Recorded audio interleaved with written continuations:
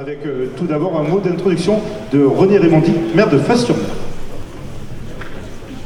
Bien, monsieur le maire de Miramas, monsieur Jean-Marc, j'ai toujours du mal avec le protocole, Jean-Marc Villanueva, représentant de la mairie de Martigues, monsieur Salim Rogailly, représentant le maire de Port-de-Bouc, mesdames et messieurs les élus, il y en a un certain nombre, y compris effectivement la région, mesdames et messieurs les représentants de l'État, le sous-préfet s'est excusé, il est passé boire un café ce matin, des collectivités et des partenaires institutionnels, mesdames et messieurs les industriels et acteurs économiques, mes chers amis. Je suis heureux ce matin d'ouvrir avec vous ce deuxième rendez-vous de préfiguration de l'industrie du futur à Fos-sur-Mer.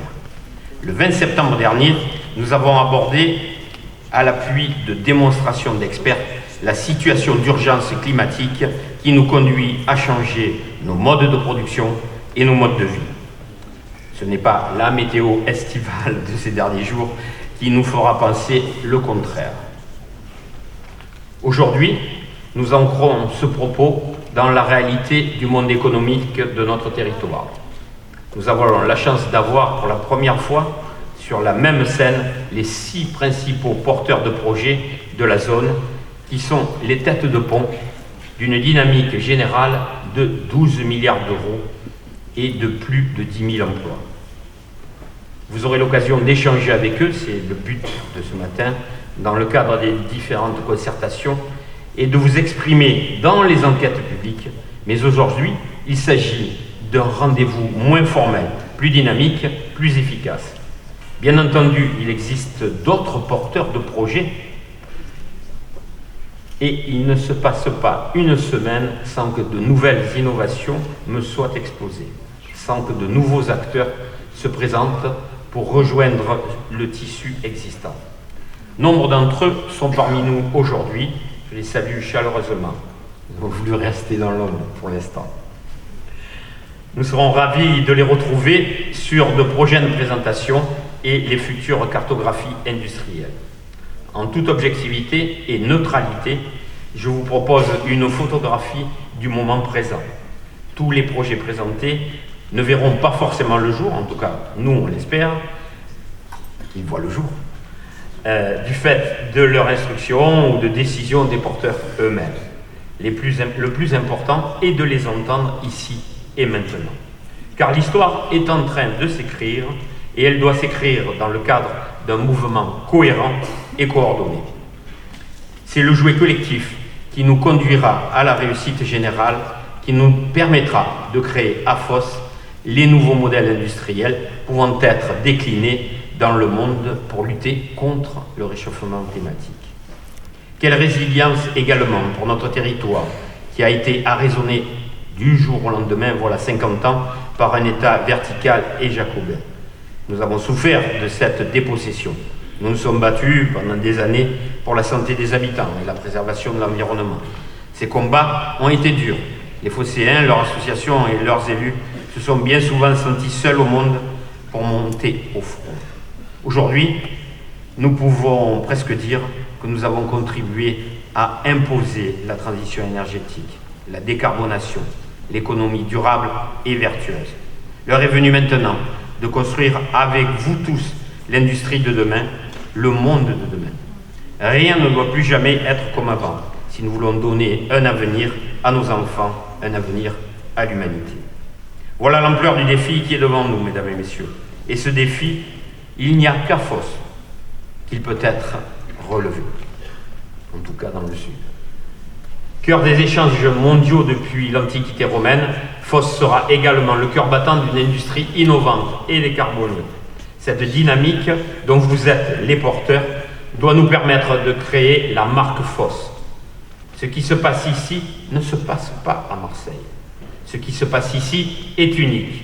Ainsi donc, il faut incarner cette révolution dans un nom, dans un lieu, dans un concept. Depuis 5 ans, je travaille avec tous les partenaires industriels et institutionnels à une cité de l'industrie et du port. Il y a 5 ans, c'était une inspiration, une vision. Aujourd'hui, c'est une nécessité.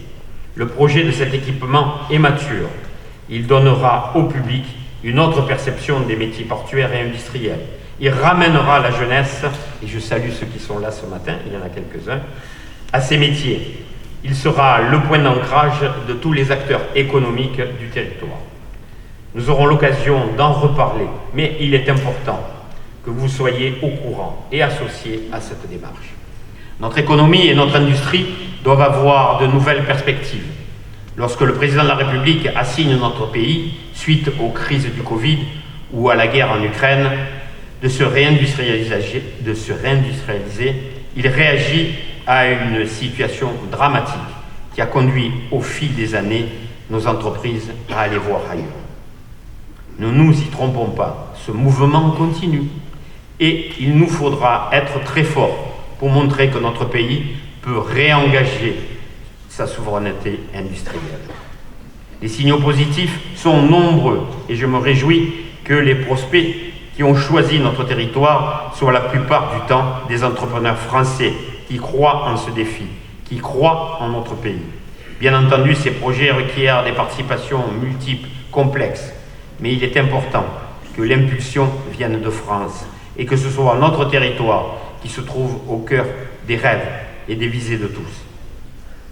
Il y a des prérequis incontournables à ces projections, des prérequis qui sont les mêmes qui sont évoqués depuis 20 ans sur les débats publics de la zone. Le tout premier, bien sûr, est le réseau routier. Il est rappelé à chaque concertation préalable. Nos amis de Carbone peuvent en témoigner que l'acceptabilité générale de la population et de la soutenabilité des projets dépend très étroitement de ces engagements. Ces engagements doivent être le fait de l'État. Les moyens doivent être mis à la hauteur des enjeux. Je le rappellerai tant que cela sera nécessaire. Le quoi qu'il en coûte en vigueur pendant le Covid doit être un quoi qu'il en coûte pour enfin desservir notre territoire, après tant de promesses non tenues depuis 50 ans. Bien entendu, nous appelons conjointement le développement de l'intermodalité, qu'elle soit ferroviaire ou fluvio-maritime. Mais nous savons pertinemment que la route demeurera la desserte principale.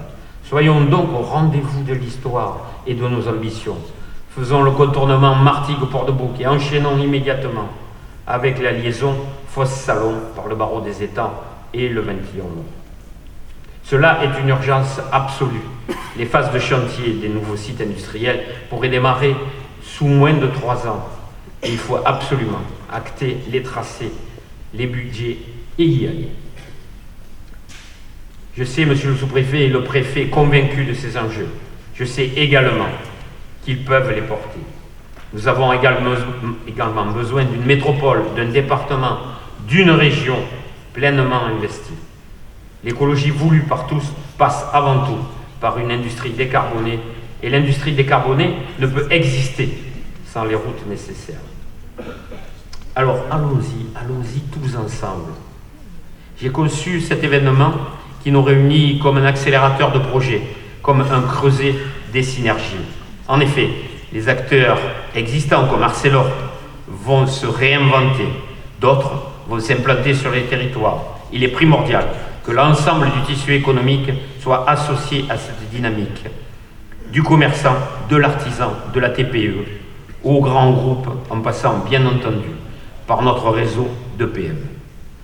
L'objectif de ce business meeting est triple: que le monde économique au sens plus large ait la connaissance la plus fine du mouvement engagé et de ses principaux protagonistes.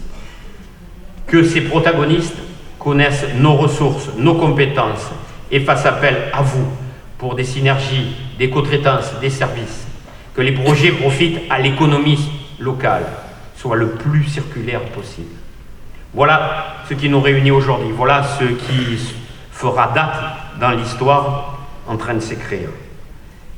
6 projets vont donc vous être présentés et chaque porteur aura 10 minutes, voire un peu plus, pour dévoiler les fondements et vous permettre de vous y projeter. L'autre partie de votre événement se déroulera entre vous, dans les stands et autour du dispositif convivial que nous avons prévu pour que vous soyez au mieux pour échanger et travailler. Mais j'y reviendrai en conclusion pour vous présenter également les partenaires qui seront eux aussi présents dans les stands et à votre disposition. L'ordre des prises de parole est quelque peu arbitraire, hein, mais il fallait bien en choisir un. On débutera par notre historique, bien sûr, Arcelor, puis se déclinera les projets du Caban dans l'ordre chronologique de leur inscription dans les concertations préalables. On y retrouvera donc Carbone, H2V, Gravity et ensuite Élise Néocarb. Nous ferons, pour conclure, une incursion hors du Caban, hors de la ZIP, avec le projet Ivans de Géocel. Je vous remercie déjà de votre grande mobilisation, ça fait vraiment chaud au cœur. Je vous retrouverai bien sûr à l'issue des présentations et cède bien volontiers la parole au maître de cérémonie, M. Siscondo, qui va œuvrer maintenant sur les dossiers. Merci encore une fois d'être là présent ce matin.